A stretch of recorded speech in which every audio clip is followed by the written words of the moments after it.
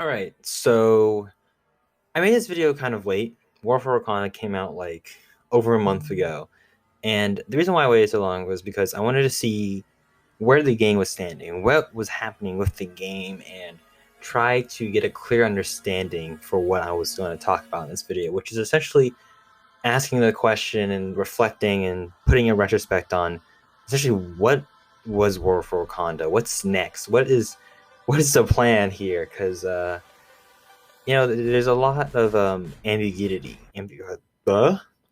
There's not a clear direction. Let me stop trying to use fancy words. Like a lot of clear, not a clear direction of like where they're gonna go for this next year. Because it is confirmed we're gonna have a year two for Avengers, but it's just I'm constantly questioning it because I constantly see this game do well for itself in terms of the Black Panther storyline and the content and everything with that expansion. I think overall is pretty solid for a free DLC expansion, but I'm left questioning it and wanting more out of it, and I'm curious why they can't seem to hit the nail on what they are trying to accomplish. But to talk about the War for Wakanda DLC expansion itself, I mean, as always, they do well with the heroes. Every new hero they have like done really well with them. Even Hawkeye, Kate Bishop, the archers are like really fun to play. I personally main Kate Bishop in Avengers, and Black Panther is he's not weak. He definitely has a strong presence. He has a lot of things about him that makes him unique and super super strong and useful, but not making like too overpowered or anything like that. No, no, no, no, no. Which I think they are doing a really great job of doing that without having the new hero be the best one, and so on and so forth, which was kind of the issue with Star Wars Battlefront 2, I think, in terms of Anakin Skywalker, at least for some time. And I think they did a really good job of balancing him, making him unique, feel like Black Panther, and so on and so forth. Of course, Wakanda, great, great new storyline, great new expansion piece, great new war zone, I suppose, or like new location to explore. You mainly are going to be in the jungles, but the jungles, they definitely show off that Crystal Dynamics, they've made Shadow of the Tomb Raider, which, you play that game, it's set in the jungle. So when they said they're going to do War for Wakanda, and I seen the stuff in like the jungle, saying, yeah, they know what they're doing. They know how to craft these sort of pieces, and it really shows because this is like their best like location so far throughout the all of Marvel's Avengers, because it feels like it has a identity. It's actually like a place that I would want to go to, because with Avengers you have city, small town, you have desert, you have forest, you have snow, tundra, and, nothing like really distinguishable, nothing really stands out. They don't really take advantage of the Marvel license that much, and they do that a lot here in this expansion. With Wakanda, back to Wakanda, you'll find lots of architecture, a lot of like statues in relationship to the Black Panther. You see like a lot of like cool, advanced sort of technology based structures and stuff like that to show that this is like Wakandan's like territory, and just all these little details, and like you can even read up on like lore and so on and so forth to help build the narrative and lore and so on and so forth. Even within the expansion itself, the first mission actually has you like learn the lore of the Black Panther, and like you have to solve a trial and a unique puzzle, specifically as Black Panther, which is really really well done. And with all that in mind, with how like well done gameplay and structurally it's been made, I think this is a good step in the right direction in terms of like how they're going to design their games in the future, or not the games, but like the expansions in the future. Because I felt in terms of like how they handle the Marvel property and the usage of like the Black Panther mythos, I think they handled that really well, and they took advantage of it in really smart ways throughout the DLC. And I think this is what they are trying to go for. I think Paul, I cannot say his last name, but that Paul put this really well, saying that I think this is like a great example of like what they're trying to do for their live service. Because like if we can like get this sort of like level of content for each new hero, I highly doubt Spider-Man is going to have that much like going for him compared to like Cade or Clint, because I think he's going to be an exclusive hero and they're going to probably just make an event out of him, judging by the new roadmap. But going on more into future content, Warfare Wakanda is great, right? But we afterwards we got this event, this Vibranium Clusters event, which is really really cool. I think it was a cool way of introducing gear, presenting gear, and giving like players who are new a lot of access to a lot of gear. Definitely helped me for my Kate Bishop build, and I really appreciated that. But beyond that, it's just like, okay, we're back to square one still. Like, yeah, we have this cool DLC expansion and then all that, but they still have yet to hone in on the issues, the fundamental flaws of this game. And I think it comes down to the end game, the level grinding, and so on and so forth. And I understand that these things take time. They said they're gonna do some changes to all that by the end of this year, but I'm like, dude, like I'm not gonna judge them or question them, but I will question is that they made the cosmetic vendor change. I actually defended this change, saying, "Oh, this makes sense.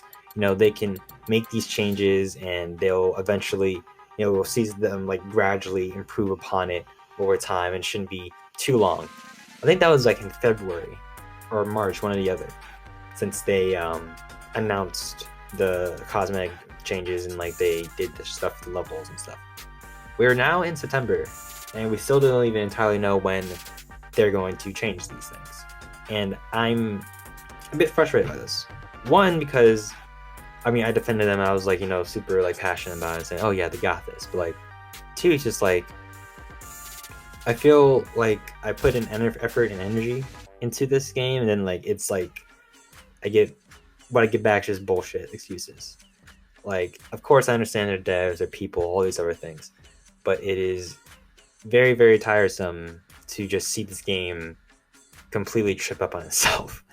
I feel like the cosmetic vendor changes could have easily not have been like removed. I think the reason why they even removed them in the first place is so they can like put more emphasis on the marketplace store, which is the only way you can really get unique skins for your characters, which is through credits. And like the credits you can either get through, the hero challenge card, but even then, when you're done with that, like me, I already finished all the challenge cards before the cosmetic vendor change happened, and I ended up buying everything because not everything though, because the marketplace skins are questionable, but that's a different discussion. Once again, I just think it's just really really tiresome that we're like, it's been a year, and I just want to see this game succeed. I'm pretty sure everyone else who passionately talks about this game as much as I do wants the same thing, but it's just like, actions speak louder than words, and I hope they have the actions, and you're able to show much more when the time comes, because they are saying they're going to have new gear changes and they're going to have new stuff coming in, but I just hope that we see something meaningful here, not just hear things. I know we're gonna have a claw raid, which should be fine. So the issue is with the high level content, at least the omega level threat. I feel as though it is not well balanced. I feel like it is like you have to make your character build a specific way to actually succeed. There is no strategy of like, in terms of gameplay. There isn't like some smart tactics you have to use. You have to have a specific build for a specific character for you to actually be able to like pass it, and like you have to work with like a group of 4 people, and like you have to hope they don't leave, and so on and so forth. And there's so many factors that you have to rely on that is completely BS. And I think that a mega level threat, the super adaptoid, needs to be structured completely differently and needs to require a lot more tactical based play instead of just build based play. Because I mean, if you look on like Twitter or something like that, you'll find clips of people using Thor builds with like range and heroic rating and just like demolishing the freaking super adaptoid. And like, you know, like, you're not going to be able to do well if you don't have a specific build, which is just, I think it's situational on how well that works, but I don't think it should be heavily relied on, um, especially with how this game is designed. But back to the Claw Raid will be in continuation of essentially the War for Wakanda story, and put a, you know, like a closing book on Claw's story, which I mean, okay, sure, I don't think people care about the narrative, but it's kind of annoying that like they do this and we have to wait for like months on end for, you know, some satisfactory conclusion, because that was the issue with the Feature Imperfect DLC expansion. Like that expansion came out in what, February, and we had to wait for like 5 months for like, you know, an actual like valid closing of that Feature Imperfect arc, and they're doing the same thing here, but granted it's a bit shorter. um it's going to have new enemies. They've listened to feedback on the Megalo threat, which is good. I know, I just hope it has some good rewards. I hope it gives me something fun to grind for, which I think is another problem with this game, is that it doesn't have much of a reliable source of grinding. Everything is like super unclear and not in like, you know, not, you don't have a sense of direction where you need to go. Like you have to like look up on YouTube, or, you know, you got to get lucky, or, you know, they've been improving on that, granted, but I think I shouldn't be time gated on when I should be grinding, because I can't grind this game every day. I have to wait until the weekly reset happens on Thursday to actually get some, you know, meaningful gear, like the exotic gear and so on and so forth. And then like, I've been trying to get this one specific piece for Widow, and unfortunately I can't get it because they only have like 1 or 2 missions where I can get like exotic gear guaranteed. And it is quite tiresome, and people have came out with like a bunch of like tactics and so on, and like it's just BS. I shouldn't have to do that. I should just be able to play the game and know what I'm grinding for, instead of having to hope that, oh, I'm going to get this piece and so on and so forth, or I will get a exotic piece at all. It's quite infuriating, and I think they need to really look into improving that.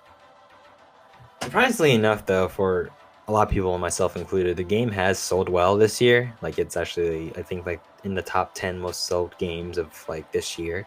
I think it's even one of the top most sold games in like August of this month. Oh, obviously not this month, but last month.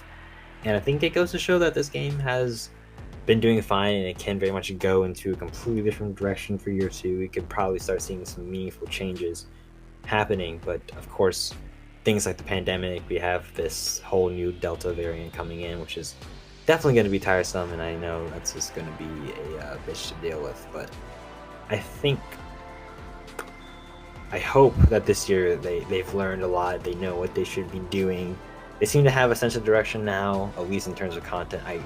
We can only assume, and that's sort of the scary thing about it. I think when you know, I'm pretty sure this is a quote from Man of Steel, but like, people are afraid of things they don't know, right?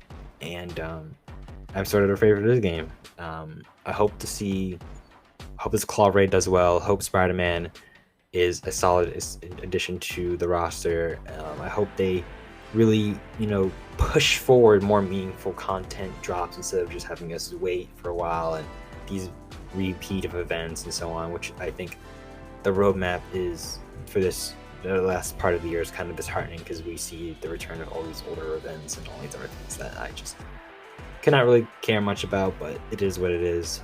I just hope 2022 we see this game shine and, you know, be what it is meant to be. And yeah, no, I appreciate you all for watching, getting into this far in the video. If you are new and haven't subscribed to me, please do. This is a different style video of mine. I don't usually talk without a script, and I think I did pretty well. You tell me what you think.